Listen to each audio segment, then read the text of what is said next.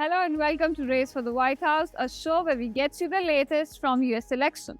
On today's show, we'll tell you how Kamala Harris is facing criticism for avoiding serious interviews in favor of podcast shows. Also on the show, we'll tell you why the month of October is crucial for the presidential polls. All of this and much more, so let's get started. It's not your typical presidential move, but Kamala Harris just flipped the script on how political figures connect with the public. Call Her Daddy, known for its edgy and unfiltered conversations about relationships, lifestyle, and pop culture.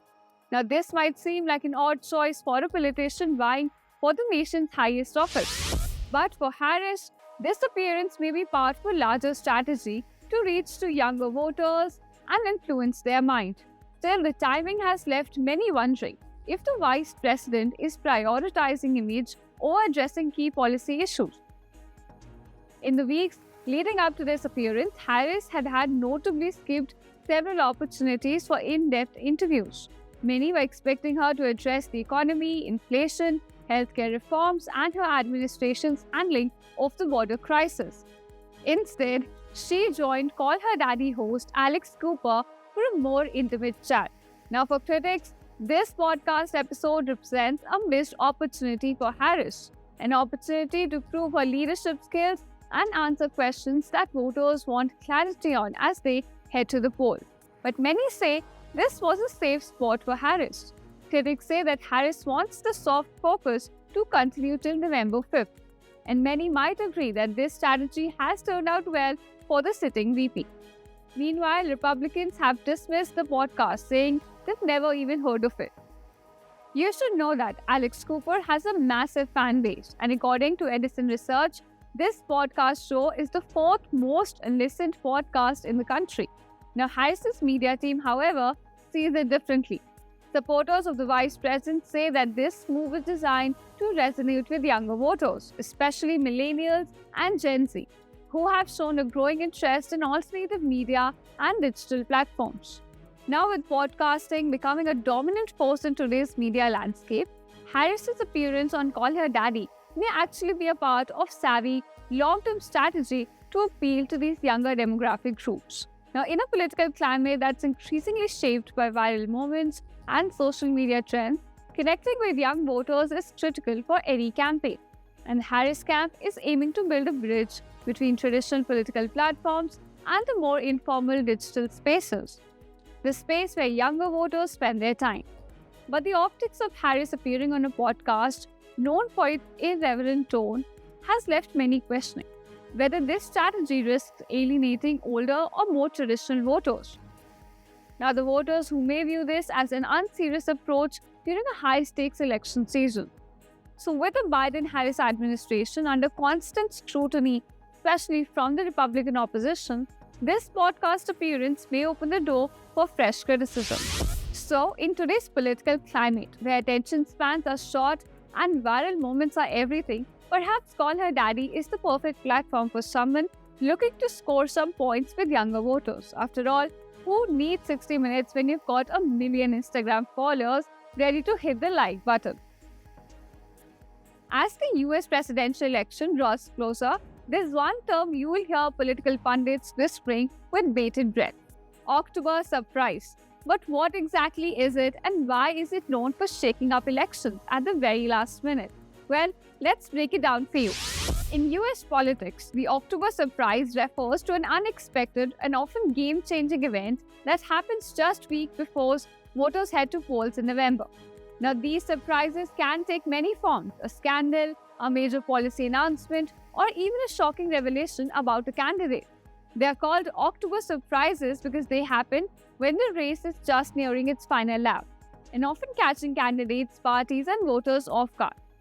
And in the race as tight as the 2024 election, a well-timed bombshell could swing undecided voters or change the momentum entirely. Historically, October surprises have had a dramatic impact on the election.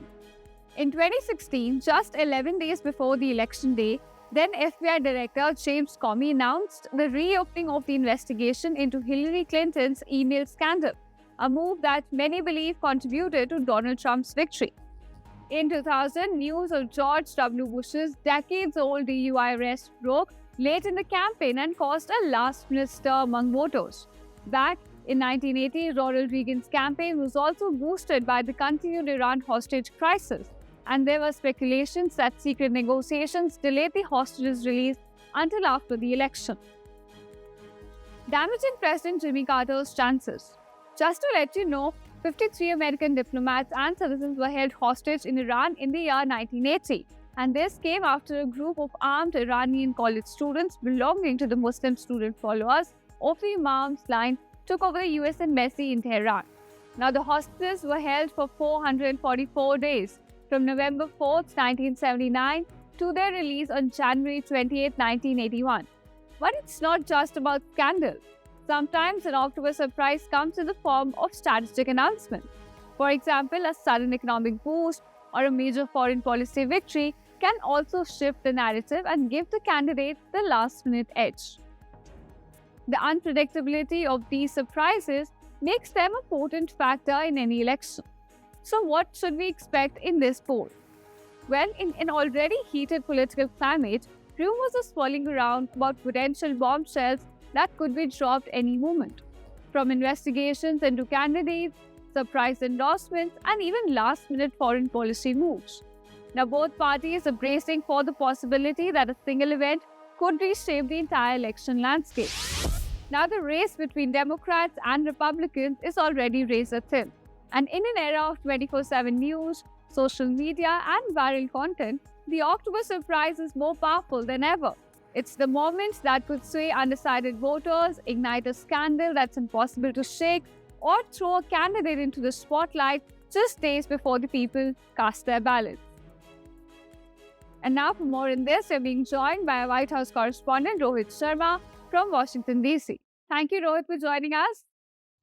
So let me begin by asking you, what are the most prominent examples of October surprises that you've seen in the past? Well, look, as you said, the October surprise is something that has, become a very important event when it comes to the U.S. elections, especially when it's the last 30 days of the election. Usually, a term, it probably takes its origin from the 1972 Nixon versus McGovern, and that was about how just weeks before the 1970 election, the National Security Advisor of Nixon had announced that there's peace at hand regarding the Vietnam War. And obviously, this gave an impression to the voters that the war is going to be ending, and Nixon won in a landslide. So it's been used since then for various events. I mean, you're going back to 1980, Reagan versus Carter, the hostage crisis in Iran, where the Reagan campaign thought that Carter would be able to get a deal done and release those hostages. Obviously, that did not happen, and that happened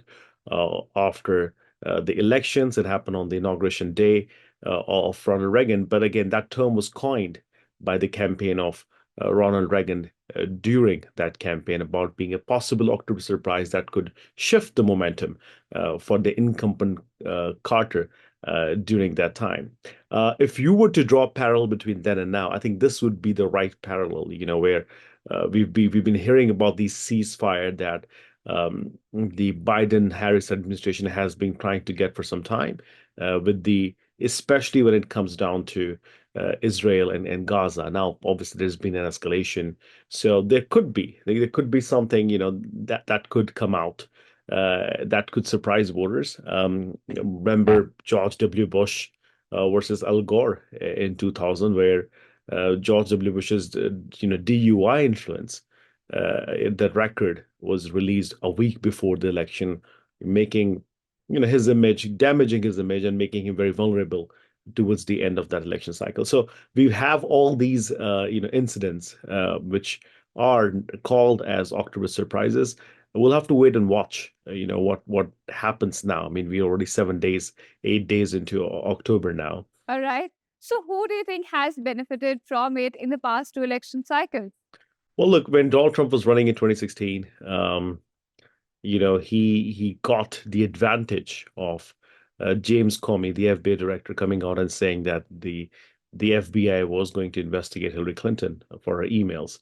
And that, according to Hillary Clinton, changed momentum and changed everything around Hillary Clinton and her candidacy. I mean, think about it. During 2020, it was Trump versus Biden when Trump got diagnosed with COVID, that he was downplaying for the good part of that year.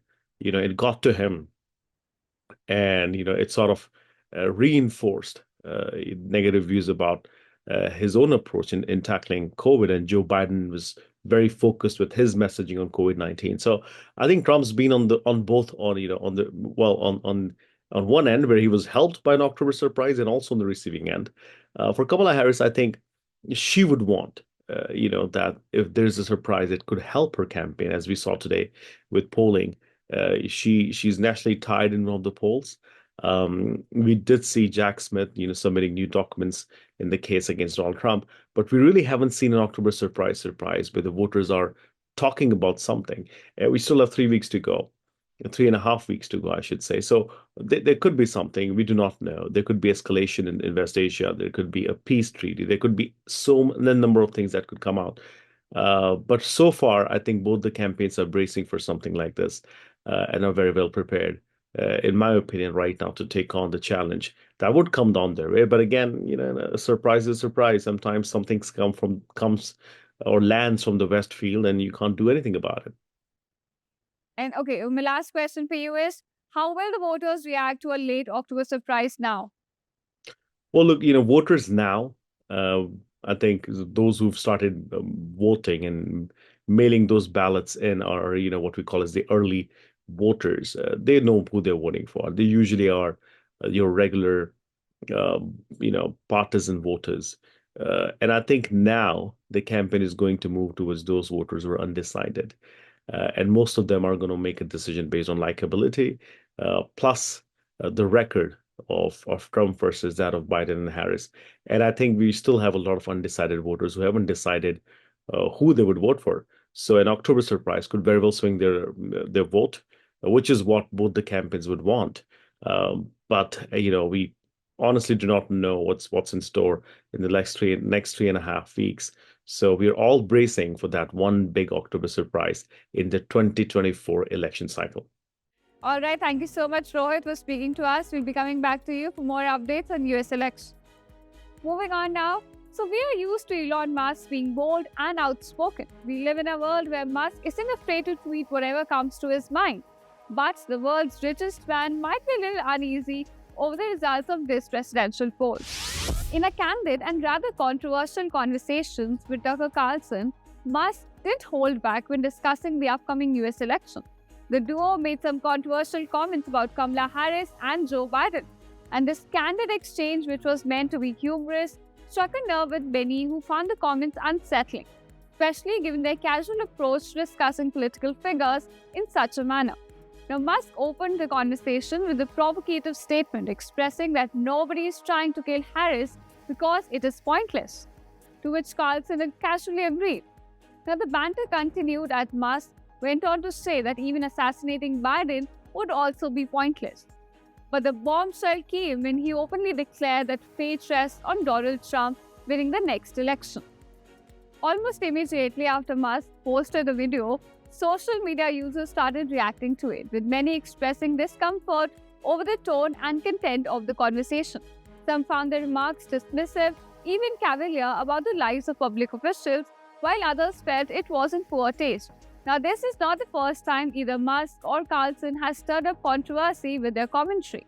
Musk's previous Twitter posts have often made headlines, whether they involve his thoughts on politics, technology, or even his companies like Tesla and SpaceX. Now, Carlson is similarly no stranger to controversy, given his conservative media personality. He frequently makes wave with his outspoken views on current events. And for many, the real question is whether these remarks were intended as humor, social commentary, or something more serious. Now, Musk has a history of pushing the boundaries of public conversation, while Carlson's provocative style has consistently drawn both support and criticism, and their latest exchange adds fuel to the ongoing debates around free speech and social responsibility.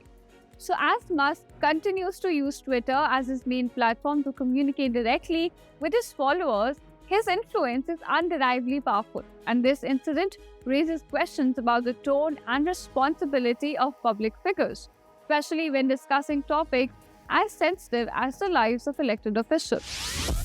Now, we all know Musk loves to shake things up, whether it's launching rockets or rebranding Twitter to X. But this is his peak moment. At this point, he's one tweet away from saying he's building a rocket just to move to another planet if things doesn't go his way. And now it's time to talk in numbers. With less than a month remaining for the US presidential polls, the race for the White House is becoming quite intense. Vice President Kamala Harris is maintaining a narrow lead nationally and neck-to-neck battle in the swing states. So let's take a look at how presidential contenders are faring in polls today. According to the New York Times poll, Harris is leading in a national poll with an approval rating of about 49%, while Trump is trailing at 46%. In the swing state of Michigan, Harris is maintaining a lead at about 49%, while Trump is at 47%. In the states of Pennsylvania and Nevada, Harris is again at a narrow lead with an approval rating of about 49%, while Trump is at 48%. Now, in the state of Wisconsin, Harris is maintaining a lead at about 50%, while Trump is at 48%. Now, in the state of Arizona, Trump has taken a lead with an approval rating of about 49%, while Harris is now at 47%. And in the states of Georgia and North Carolina, Trump is again leading with about 49% rating, while Harris is at 48%. So, with just a few days remaining for the elections, it looks like the polls are swinging from left to right every day. Time to get you some quick updates from the political landscape in the US that you might have missed.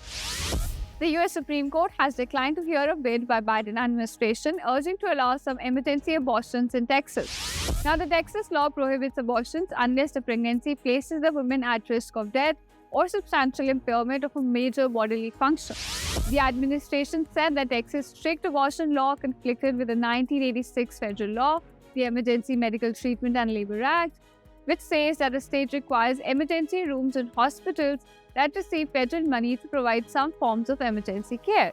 Now, the court's denial on Monday leaves in place a lower court ruling for Texas, but the question at the center of the case remains unresolved nationally. Next up, Kamala Harris commemorated the first anniversary of the Israel-Hamas war on Monday by planting a pomegranate tree at the vice president's residence. Now, Harris and her husband also recited a prayer for peace at an event to commemorate the anniversary hosted by the American Jewish Committee in Washington. Following the prayer, Harris reiterated her support for Israeli defense and promised that Biden administration is working to secure a truce deal in Gaza. And last, Donald Trump has said that there are a lot of bad genes in the United States brought by the immigrants. Now, the former president has frequently attacked migrants on campaign trail, particularly those who have been implicated in crimes. Now, at times, he has used dehumanizing language, and he's also increasingly turned to extremely graphic depictions of the crimes. Now, this comes even though a range of studies show that immigrants do not commit crime at a higher rate than native-born Americans. Well, in the world of election campaigning, we have seen it all: yard signs, slogans, and rallies. But now we've got NRIs remixing an Oscar-winning song to rally behind Kamala Harris, and this is as catchy as it is creative. That's right, the iconic Jai Ho from Slumdog Millionaire has been transformed into Jai Ho Kamala as a special shout-out to the first Indian American Vice President. Now listen in as we leave you with this melody. आजा आजा vote देने आजा मेरे भैया, बूंद बूंद से तो भरता है दरिया। जय हो कमला, जय हो कमला, जय हो कमला, जय हो कमला। Well, that's it on this edition of Race for the White House. Stay tuned to India Today Global for more updates on US elections.